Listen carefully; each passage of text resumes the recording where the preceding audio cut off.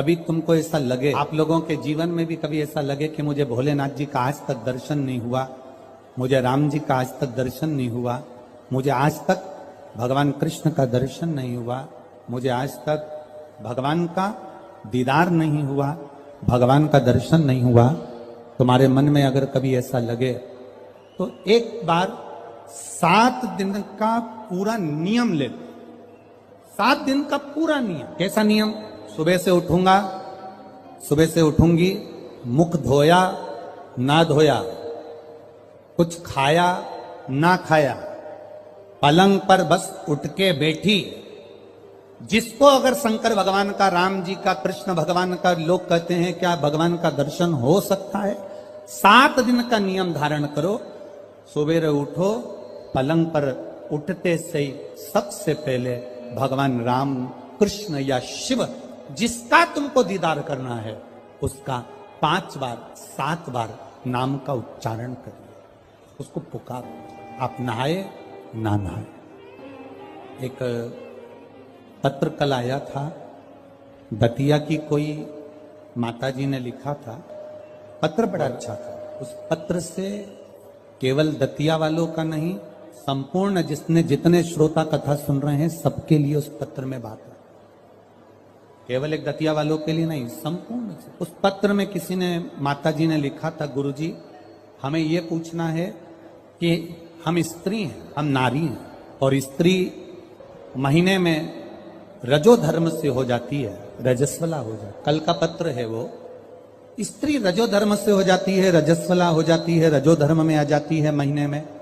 गुरुदेव उस समय पर वो ना मंदिर जा सकती है, ना भगवान के लिए कोई कार्य कर सकती है, ना वो कोई अच्छी जगह पर पहुंच सकती है। तो हमें केवल इतना सा पूछना है कि उस रजस्वला धर्म के समय पर क्या हम भगवान का नाम ले सकते हैं कि नहीं? मंदिर नहीं जा सकते, शिवालय नहीं जा सकते, यज्ञ में नहीं जा सकते, अनुष्ठान में नहीं जा सकते, हम कहीं पर भी अच्छी जगह पर नहीं जा सकते, तो क्या हम भगवान का नाम ले सकते हैं कि नहीं ले सकते? तो महाभारत का चरित्र उठाकर देखिए, द्रौपदी का 3 दिन जो धर्म, और दुशासन ने चीर खींचा, द्रौपदी का बाल पकड़कर दुशासन सभा में लेकर आ गया। 3 दिन का रजो धर्म है द्रौपदी का, और बाल पकड़कर दुशासन सभा में लेकर आया। और द्रौपदी ने सबसे निवेदन करा, द्रौपदी ने सबसे कहा, सबसे प्रार्थना करी, सबसे बोला, पर कोई साथ नहीं दिया। तब गुरु बाबा के कहने पर द्रौपदी ने भगवान कृष्ण को पुकारना प्रारंभ करा, भगवान को आवाज लगाना प्रारंभ। अब ये प्रश्न का उत्तर है तुम्हारा। पलंग पर भी पड़े हो ना, तो भगवान का नाम लेने में कभी संकोच मत करना। बीमारी में भी पड़े हो ना, भगवान का नाम लेने में कभी संकोच मत करना। बीमारी में, मल और मूत्र में भी पड़े हो तो भगवान का नाम लेने में कभी संकोच मत करना। और अगर आप रजो धर्म में भी हो, पूजन नहीं कर सकते, कहीं जा नहीं सकते, पर नाम लेने में कभी संकोच मत करना, क्योंकि जीवन का क्या भरोसा, जीवन का क्या भरोसा? मंत्र जाप, नाम जाप, स्मरण, भगवान को पुकारना, भगवान का नाम लेना, ये बंद नहीं। अरे खाना ना छोड़ा, पीना ना छोड़ा, हरि भजन क्यों छोड़ दिया, जाना ना छोड़ा, आना ना छोड़ा, फिर सत्संग जाना क्यों छोड़ दिया। भगवान का नाम लेने में, भगवान का स्मरण करने में, भगवान का कीर्तन करने में, हाँ आप श्रेष्ठ जगह पर मत जाइए, किसी वस्तु को मत छुओ। यहां तक शास्त्र कहता है कि अगर किसी ब्राह्मण, संत, गुरु और भगवान के लिए भोजन भी बन रहा है और आप रजो धर्म से हो, तो भोजन पर दृष्टि भी मत दो। यहां तक शास्त्र कहता है अगर भोजन बन रहा है तो भोजन पर हमारी दृष्टि भी ना जाए। भगवान का नाम ले सकते हो, आप उसे पुकार सकते। मृत्यु की घड़ी में भगवान ये देखेगा क्या उस समय पर कि ये रजस्वला धर्म में है, तो अभी इसको हम मार नहीं सकते, अभी हम इसको ले जा नहीं सकते। मृत्यु की घड़ी में ये नहीं देखा जाएगा। मृत्यु की घड़ी में तो केवल तुम्हारा जो करा हुआ पुण्य है, मृत्यु की घड़ी में तुम्हारा करा गया सत्कर्म है, मृत्यु की घड़ी में तुम्हारा करा गया अच्छा कर्म है, केवल वो तुम्हारे सम्मुख में रहेगा। पुकारो, भगवान के नाम को पुकार सकते हो, बुला सकते हो परमात्मा को, पुकार सकते हो परमात्मा को, बोल सकते हो भगवान को। शिव कथुयशा ने अपने पिता के कहने पर पार्थिव शिवलिंग का निर्माण किया। बहुत सावधानी से सुनना, रजस्वला धर्म के अंतर्गत नारी भोजन भी बन रहा है तो उस पर दृष्टि ना दे। रजस्वला धर्म के अंतर्गत नारी पूजन वाली जगह पर ना जाए। रजस्वला धर्म के समय पर नारी अच्छे कर्म की ओर ना जाए। पर रजस्वला धर्म भी अगर तुम्हारा है, कोई बीमारी भी तुमको है, कोई रोग में भी तुम पड़े हुए हो, पर भगवान का नाम लेने में कोई दोष नहीं है। भगवान का नाम तुम कभी भी ले सकते हो जब तुम्हारी मर्जी। 7 दिन का नियम धारण करो। सुबह उठो, भगवान का नाम लो, स्नान करा, पूजन करो, बाबा के मंदिर में जाके 1 लोटा जल समर्पित करो, घर आओ, भोजन करो।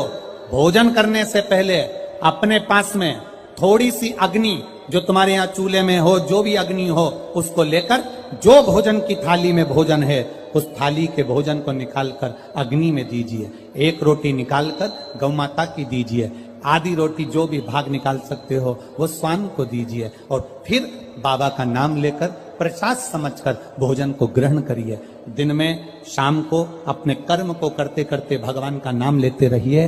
जैसे ही प्रदोष काल आए, शाम का समय आए, भगवान देवाधिदेव महादेव का स्मरण कर कर 1 दीप दरवाजे के बाहर लगाओ और बाबा का भजन करो। 7 दिन जो नियम धारण करता है, 7 दिन में किसी न किसी रूप में मेरा महादेव आकर एक बार दर्शन जरूर देता है, ये निश्चितता। पर उसमें हमारी पवित्रता हो, उसमें हमारी पवित्रता का भाव हो।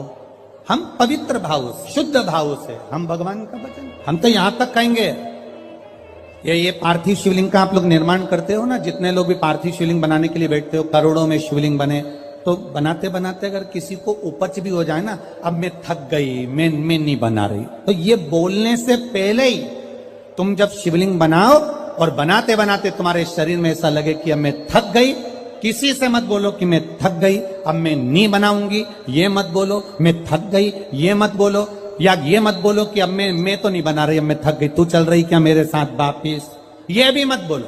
आपसे नहीं बन रहा शिवलिंग बनाते हुए, आप बस उस शिवलिंग को बनाकर हाथ जोड़कर बाबा देवाधिदेव महादेव से प्रार्थना करिए, भगवान शंकर से निवेदन करिए, भगवान शिव से प्रार्थना कर कर बाबा से विनती करो, बाबा आपकी कृपा से जितना बन सका मैंने आपके शिवलिंग का निर्माण किया है। बाबा ये आपकी करुणा या आपकी उदारता या आपकी दया है जो ये मैंने बनाया,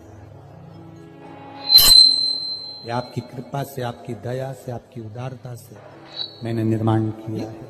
उनसे निवेदन किया, जो उनसे प्रार्थना करी, ऊबना नहीं है। हम तो कथा में भी कह देते हैं, आपका मन लगे तो शिव पुराण में जाओ, नहीं तो काय को टाइम बर्बाद करने के लिए आते हो। मन लग नहीं रहा, रत्ती भर भी, और पूरी डेंटिंग पेंटिंग करके आई, 2 घंटे तक लाइन खींची, डब्बा भरा, 1 दिन पहले उसके पास भी गई, धागा वाली के यहाँ पहुंचा। क्यों आए? कौन ने कहा तुमको कि कथा में जाना जरूरी है? कोई तुमको कहा कि भीड़ बढ़ाने जाओ? तुम्हारा मन लगे तो शिव महापुराण की कथा में आकर बैठो, नी लगे तो कथा में भी मत जाओ, अपने घर में मूंगफली सेको और 3 टाइम खाओ, समय बर्बाद करने मत जाओ। मन लगे, शिव कथा कर रही है, मन लगे तो महादेव के मंदिर में जाके 1 लोटा जल चढ़ाना। मन नहीं लगे ना, जबरदस्ती मत जाना कि मैं तो बाबा सियोर वाला महाराज ने कहा है तो जाना तो पड़ेगा, ना ना ना, बिल्कुल मत जा, बिल्कुल मत जा। मन करे वो करते हो ना, दिल तुझको दिया ये क्या कर दिया, अपना मन, अपना दिल, अपना हृदय परमात्मा। और जिस दिन तुम परमात्मा को पहचानोगे उस दिन परमात्मा तुम्हारा और तुम। इतनी ये हतिया की माताएं हैं, बहुत चतुर हैं, इधर साइड की माताएं बहुत चतुर। इधर की माताएं इतनी चतुर होती हैं कि शादी विवाह में अगर गणेश जी नहीं मिलते हैं तो ये गोबर का और मिट्टी का गणेश बनाकर मटकी पे रखकर पूजन कर देती हैं, और मिट्टी का भी गणेश नहीं मिलता, गोबर का भी गणेश नहीं मिलता।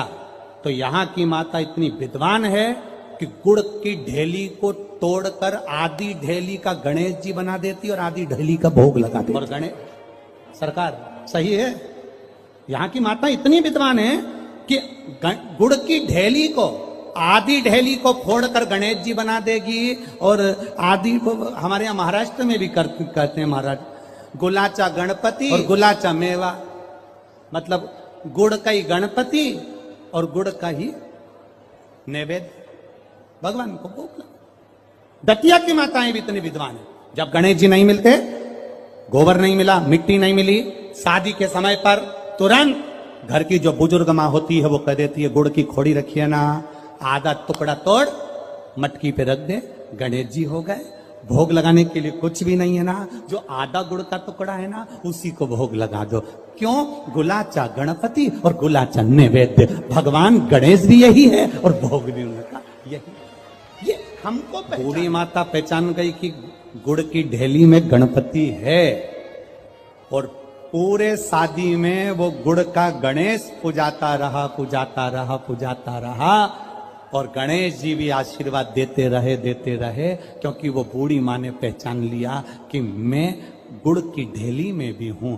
जिस दिन हम पहचान गए कि ये जितने आए हैं और जितने भगवान के भजन करने वाले हैं, संसार में रहने वाला जलचर, थलचर, वायुचर, जितने जीव हैं, जिस दिन हम पहचान गए कि इनके अंदर भगवान है और सब में परमात्मा समाया है, उस दिन मेरे शंकर को मिलने में देरी नहीं लगेगी, वो मिल जाए।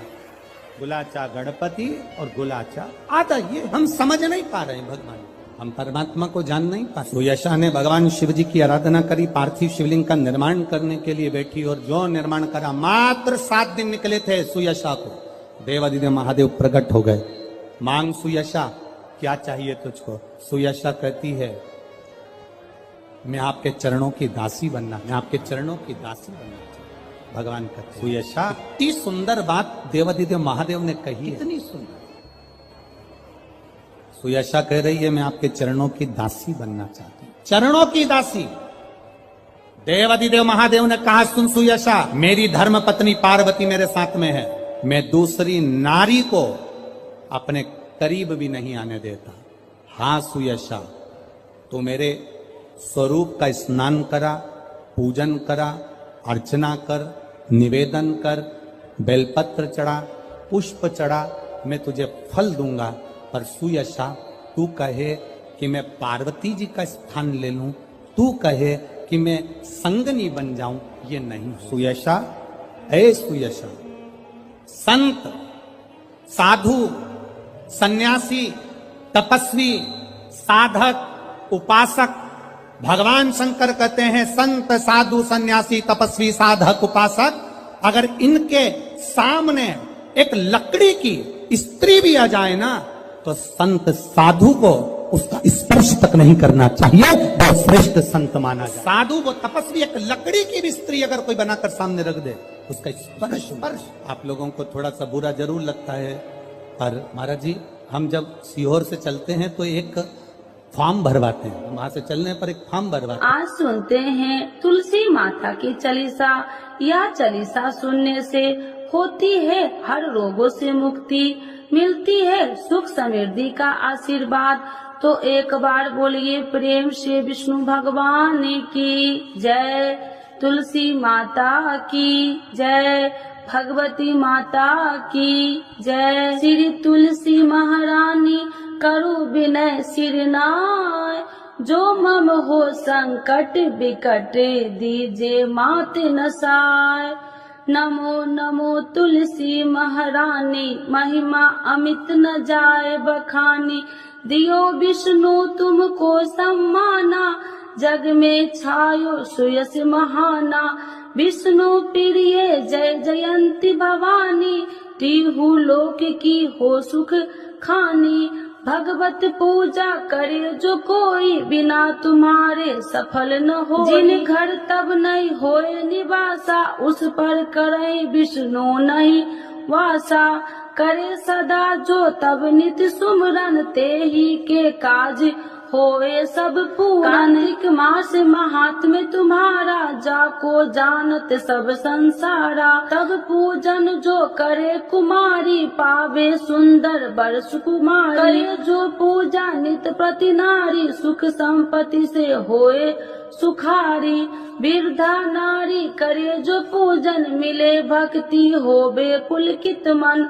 श्रद्धा से पूजे जो कोई, भव निधि से तर जावे सोई। कथा भागवत यज्ञ करावे, तुम बिन नहीं सफलता पावे। छायो तब प्रताप जग भारी, ध्यावत तुम्हि सकल चितधारी। तुम्हि मात यत्र तंत्र में, सकल काज सीधे होवे क्षण में। औषधि रूप आप हो माता, सब जग में तब यश विख्याता।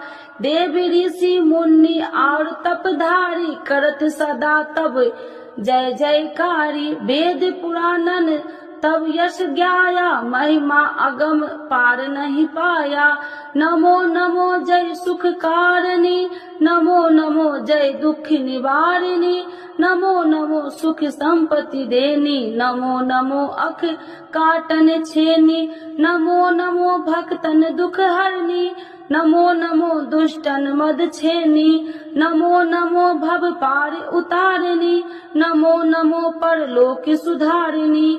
नमो नमो निज भक्तन उबारिणी, नमो नमो जन काज सवारिणी। नमो नमो जय कुमति नशावनी, नमो नमो सब सुख उपजावनी। जयति जयति जय तुलसी माई, ध्याऊ तुमको शीश नवाई। निर्जन जानी मोहि अपनाओ, बिगड़े काज आप बनाओ।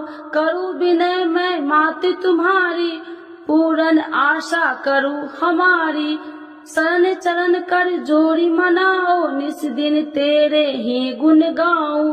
करहु मात यश अब मोह पर दाया, निर्मल होए सकल मम काया। मांगू मात या वर दीजे, सकल मनोरथ पूरन कीजे। जानू नहीं कुछ नेम उचारा, क्षमहु मात अपराध हमारा। 12 मास करे जो पूजा, ताशम जग में और न दूजा। प्रथम ही गंगा जल मंगवावे, फिर सुंदर स्नान करावे। चंदन अक्षत पुष्प चढ़ावे, धूप दीप नैवेद्य लगावे। करे आचमन गंगा जल से, ध्यान करे हृदय निर्मल से। पाठ करे फिर चालीसा की, स्तुति करे माते तुलसी की। यह विधि पूजा करे हमेशा, ताके तन नहीं रहे कलेशा। करे मास कार्तिक का साधन, शोभे नित्य पवित्र सिद्ध होई जाई। है यह कथा महा सुखदाई, पढ़े सुने सो भव तर जाई। यह श्री तुलसी चालीसा, पाठ करे जो कोई। गोविंद सो फल पावही, जो मन इच्छा होई। तो एक बार बोलिए प्रेम श्री विष्णु भगवान की जय, तुलसी माता की जय, भगवती माता की जय, सर्व देवी देवताओं की जय।